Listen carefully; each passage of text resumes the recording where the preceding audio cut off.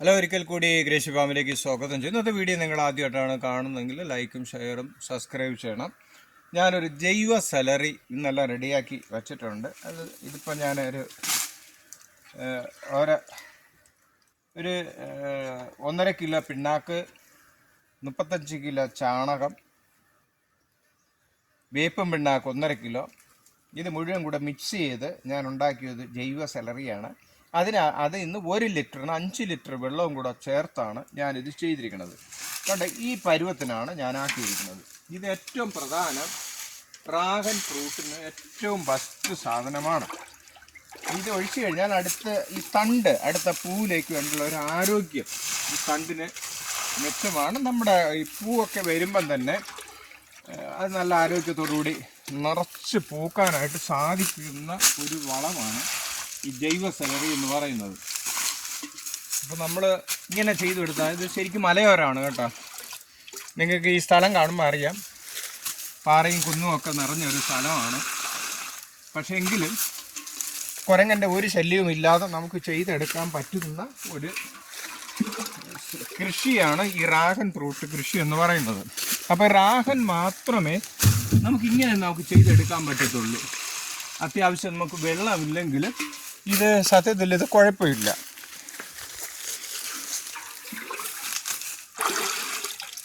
അപ്പം നമുക്ക് എളുപ്പത്തിൽ ചെയ്യാൻ പറ്റിയ ഏറ്റവും സാധനമാണ്. ഇവിടെ കാണുമ്പോൾ മനസ്സിലാവും, എല്ലാം ഉണങ്ങി കരിഞ്ഞ് കിടപ്പുണ്ടെങ്കിൽ നമ്മുടെ തണ്ടുകൾക്ക് നല്ല ആരോഗ്യം, നല്ല പച്ചപ്പുണ്ട്. അപ്പം അടുത്ത ഈ ഒരു മഴയുടെ ഒരു കോള് വന്നിട്ടുണ്ട്. അപ്പം ഈ മഴ കാണുമ്പം തന്നെ, മഴ പെയ്യുമ്പം തന്നെ ഇതിനകത്ത് നിന്ന് അടുത്ത പ്രാവശ്യത്തെ പൂവിലേക്കുള്ള ഒരു ബഡ് ഇങ്ങനെ പൊട്ടി തള്ളി ഇങ്ങോട്ട് വരും.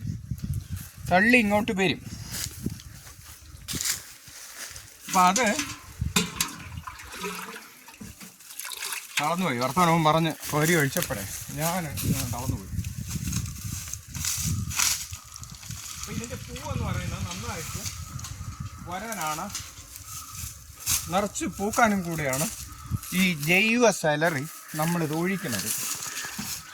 കണ്ടോ?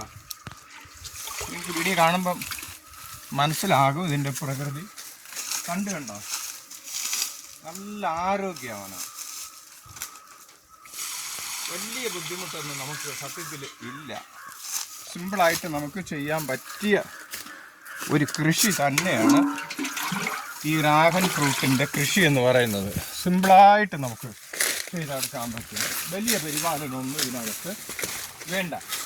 അപ്പം മഴ പെയ്തു കഴിഞ്ഞാൽ നമ്മളിച്ചിരി ചാണകപ്പൊടിയൊക്കെ ഇട്ട് കൊടുത്താൽ മതി, നമുക്കത് കുഴപ്പമില്ല.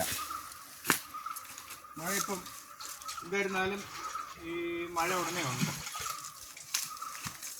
അപ്പം അതുവരെ നമ്മളൊന്ന് പിടിച്ചു നിർത്തണം. വല്ലപ്പോഴും ഇച്ചിരി നനച്ചു കൊടുക്കുക, വളമിടുക.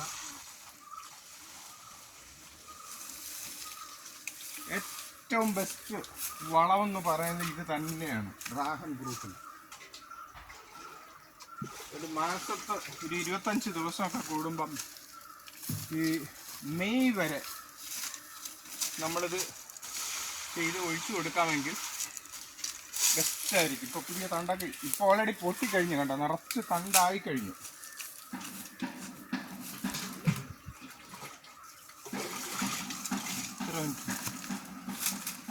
ഒരുപാട് കുരങ്ങന്മാരുള്ള ഒരു പ്രദേശമാണ്.